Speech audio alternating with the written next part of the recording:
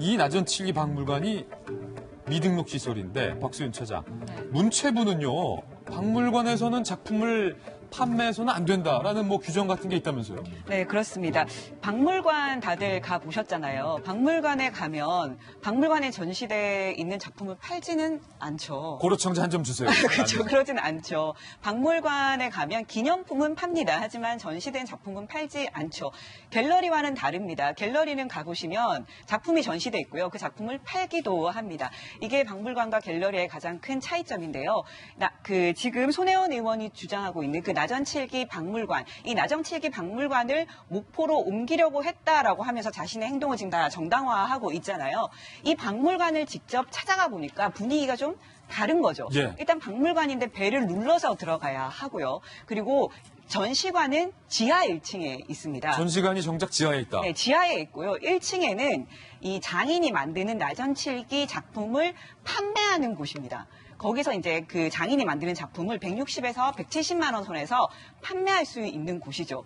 그런데 이 문체부에서는 아까 말씀하신 것처럼 박물관에서는 전시품을 팔지 않도록 하는 것이 원칙이고요. 그리고 이 박물관 같은 경우에는 손혜원 의원이 박물관이다 이렇게 얘기를 했는데 정작 박물관으로 등록이 안 돼 있더라는 거죠. 예. 서울시에서는 이렇게 웬만하면 박물관 같은 경우에는 박물관으로 등록을 하게 합니다. 그러면 이제 지원금도 주고 하거든요. 그리고 박물관이라는 이름을 함부로 쓰지 못하게 하기 위해서 여러 가지 조건을 만들고 이 조건에 합당하면 지원을 하는 건데 지금 이 손혜원 의원의 박물관은 전혀 등록이 돼 있지 않은 상황이어서 어떻게 보면 손혜원 의원 자신이 그냥 여기가 박물관이라고 주장하는 겁니다. 예, 야당에서는 박물관이 아니라 판매점이다라고 비판했습니다. 그 내용 들어보시죠.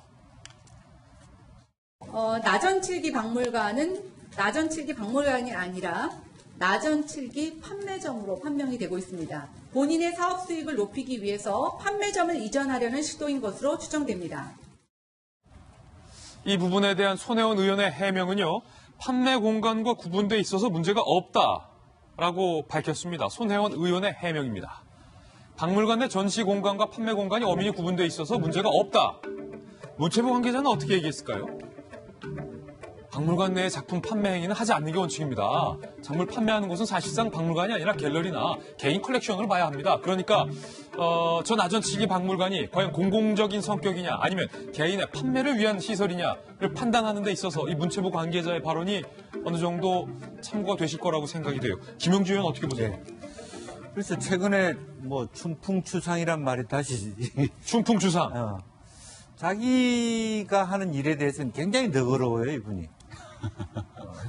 실제적으로 자기가 하는 일은 이렇게 해도 되고, 실제로 보면 박물관이 되려고 그러면 학예사가 있어야 되고, 100종 이상의 유물이 전시되어 있어야 되고, 엄격하게 판매되지 않았어야 되는 건데, 누가 보더라도 판매 목적의 의도가 보여지는 160만 원, 170만 원짜리 어떤 제품을 사야 되는 그런 구조, 거의 개인 갤러리와 비슷한 활동을 했다는 거 아니겠습니까? 물론 학예사가 있는지는 모르겠어요. 그러나 어쨌든 미등록돼 있고 공공성을 그동안 굉장히 본인이 강조했는데 저 공간에서 어떻게 얼마나 큰 공공성을 갖고 있느냐 하는 문제가 있고, 또 하나는 이 크로스 포인트라고 하는 이 재단이 실제적으로 어떤 그 재단의 운영 방식도 공공성보다는 일부 이윤 추구의 목적이 분명히 드러나 있는 거거든요.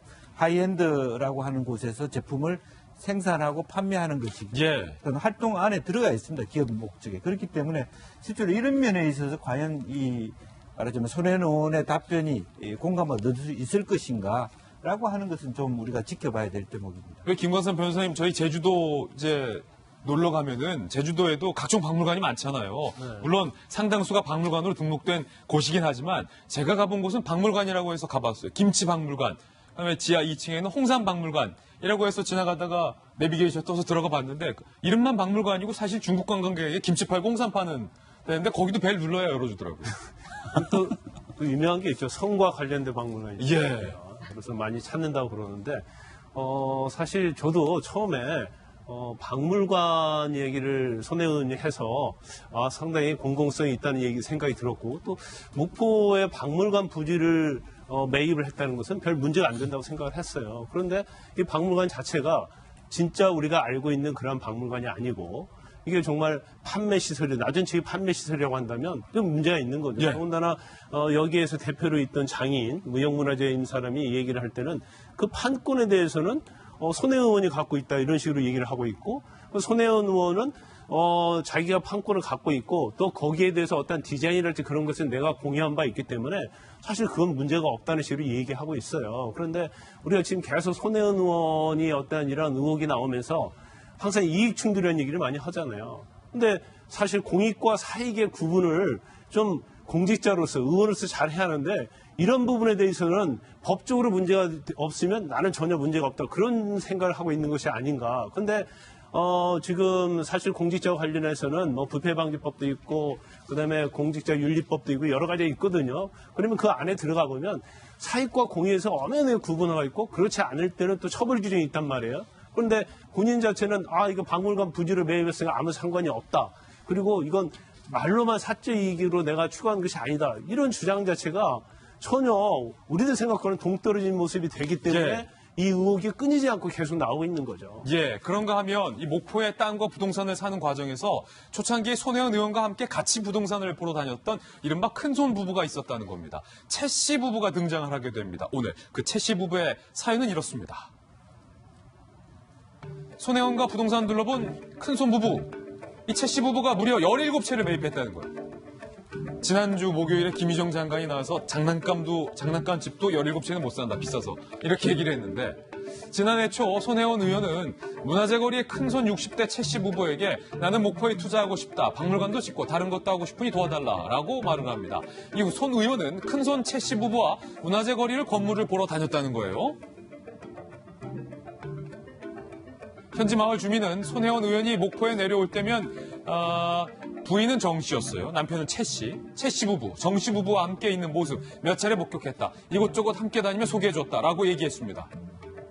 이 부부 역시 알고 봤더니 저희 동아일보에서 취재를 해본 결과 문화재 거리의 건물과 부동산 땅을 집중적으로 매입을 했는데 총 건물 13채, 토지 4곳 등 17곳을 매입했다라는 겁니다. 이 주민들의 이야기 한번 들어보시죠. 손 의원과 도대체 저 최 씨 부부가 어떤 관계인지, 왜 이들이 비슷한 시기에 이렇게 건물을 싹쓸이했는지 알고 싶다.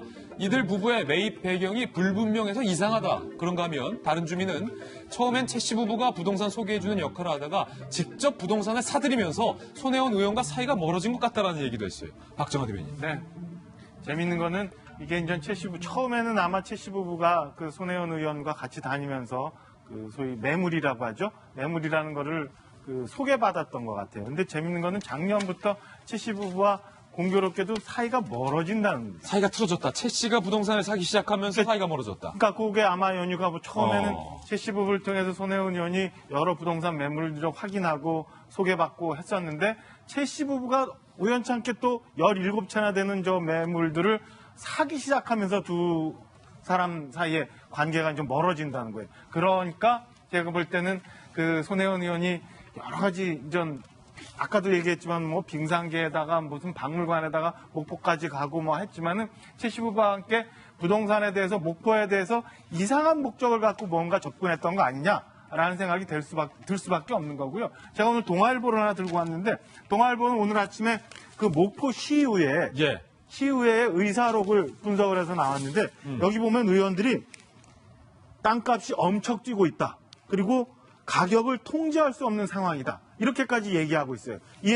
이랬더니 목포시 당국자는 어떻게 현실적으로 전체를 시가 사고 싶은데 민간에게 맡겨놓은 훼손됐기 때문에 시가 사고 싶은데 여력상 살 수 있는지 모르겠다. 부동산 값이 워낙 많이 뛰었다라고 얘기를 하는 게 동아일보 오늘 소개하고 있어요. 그런데 손혜원 의원이나 그 주변의 측근들이나 그다음에 이 최 씨 부부들 다 부동산 가격에 큰 영향이 없고 나는 그런 목적으로 사지 않았다고 얘기를 하기 때문에 많은 국민들이 지금 의문점을 갖고 있는 거 아니에요? 여기서 손혜원 의원은 전 더 이상 자꾸 잘라버리고 다른 얘기 하지 말고 이런 점에 대해서 분명하게 좀 국민들한테 시원하게 얘기를 하고 검찰 수사에 본인이 응해야 된다고 생각을 합니다. 예, 손혜원 의원과 관련된 새로운 이야기들이 워낙 오늘 많이 나왔기 때문에 저희가 하나하나 좀 다 소개를 해드리나 시간이 좀 많이 소요가 됐습니다.